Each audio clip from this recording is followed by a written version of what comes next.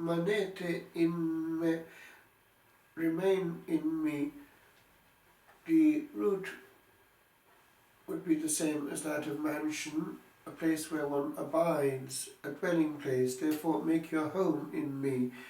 There's an indwelling. The means for that indwelling is given to us in the sacramental life of the Church. But for that to have an effect, we must correspond. And that's the bit that doesn't always happen.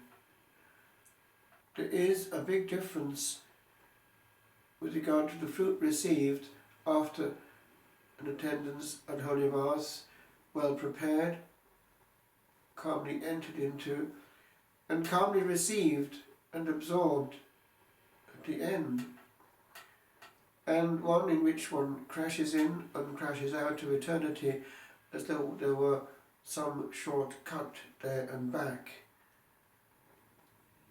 We are handling here something outside time and geography, and we must do our part within time to enter into what we're touching. Concretely, we are disfavored. Although potentially we have that living flame of presence in us all the time if we are receiving well the sacraments, actually we're not making it bear fruit because we're not giving it a chance. What we do in the expressed will of God does not hinder or contradict it, because we're accepting the will of God at that moment in its concrete expression, our duty of state. But then what we add to it of our own volition and our own responsibility does not follow suit. That's our own bit, and we do not always submit that to the divine will. Concretely, it's the way that we damage that relationship, that inhabitation, that contact with it, through our own draining of our interior. Already in the years immediately following the Council, this was being perceived in the contemplative life, when new contact with the world was coming in through new inventions. Already referring indirectly to the entrance of television sets into enclosure, St. Paul VI tried to give a discreet warning to the monastic world. Be what you are. Sois ce que vous êtes. Siate ciò che siete. What happens in one place does not necessarily have to happen in another. What happens between communities is this: oh, did you hear? And then they try the same thing, and there's a domino effect. And one can almost now count on one hand the number of communities that have not enthroned the goggle box. It doesn't help. And I'll tell you why it doesn't help. Every extra syllable coming into the contemplative mind makes that contemplative mind less sensitive to syllables. If that's the case with human ones, how much more is it with the divine, contact with which is their very reason for being there?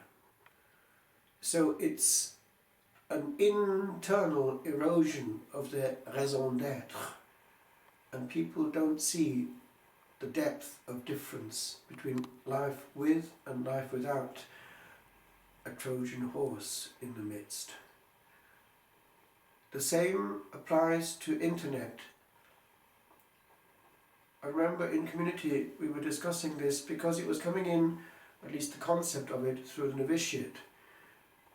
And a novice told us the advantage of it in chapter, and we fell for it, although actually in itself it's something not to be excluded. But what we saw was this: we had all kinds of rules to shield us from it when it came in, one of which was that it was never to be in cell, but only in the scriptorium with limited access. And of course, bit by bit, it evolved, and then the whole world was in the monastic cell. Then other things too were coming in, bit by bit. Permission to have an individual cell phone, simple though they were at the time.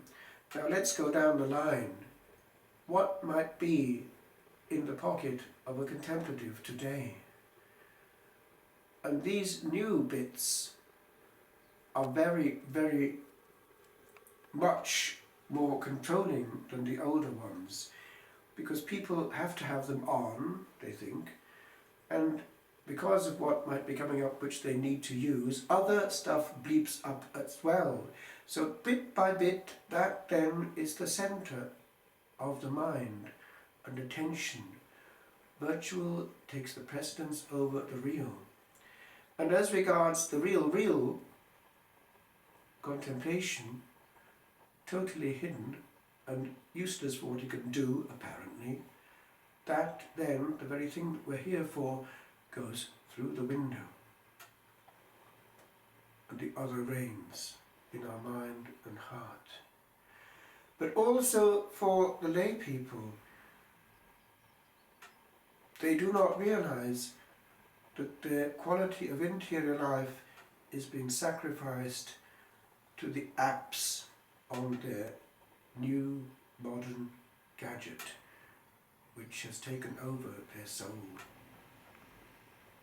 Do we have to have all these messages going round the planet among Christians? Do we have to have a little giggle here and there and share it with others? Do we have to be up to date with every event in the church and in the world and magnify and amplify each other's thoughts and reflections? Is our life more useful for the church when thus enslaved? And as regards the inhabitation of the soul of which the Lord speaks, what worth is that? It would be higher quality existence in our short time on earth to do what the Lord wants us to do, prune.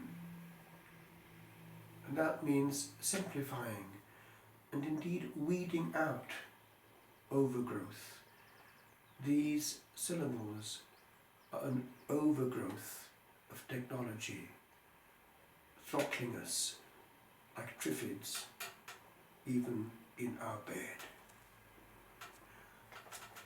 C'è bisogno anche noi di essere semplificati, anche dolorosamente. Tante parole vanno sgradicate per lasciare crescere quella della vita. Noi abbiamo rovinato l'esistenza breve nostra sulla terra con troppe complicazioni ultramoderne, senza rendersi conto che la sola cosa che conta, questa inabitazione coltivata, adorata, ormai è quasi impossibile, perché siamo sacrificati alla modernità onnipotente.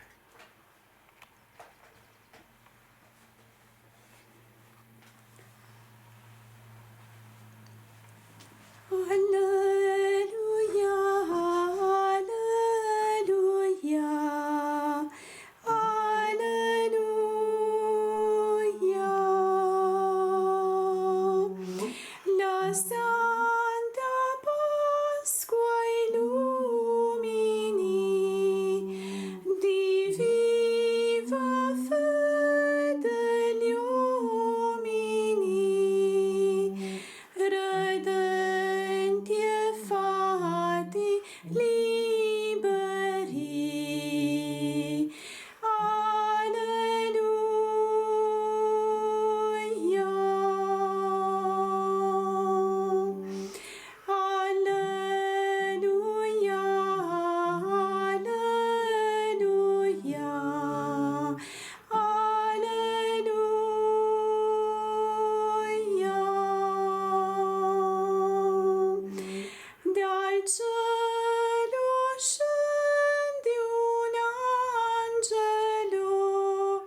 splendente come folgore, la grande pietra rotolante